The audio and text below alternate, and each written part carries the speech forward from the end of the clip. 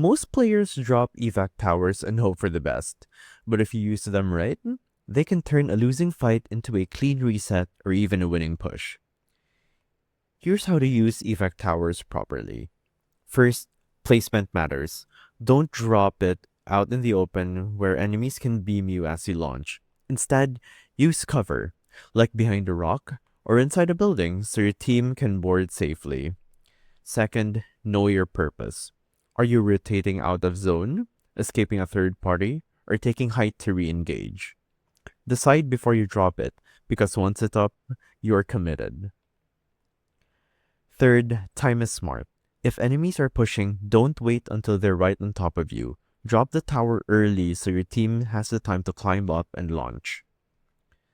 I've seen squads panic and waste an evac by dropping it too late, or land out in the open with no plan. Always ping where you're landing before you launch so your squad stays together.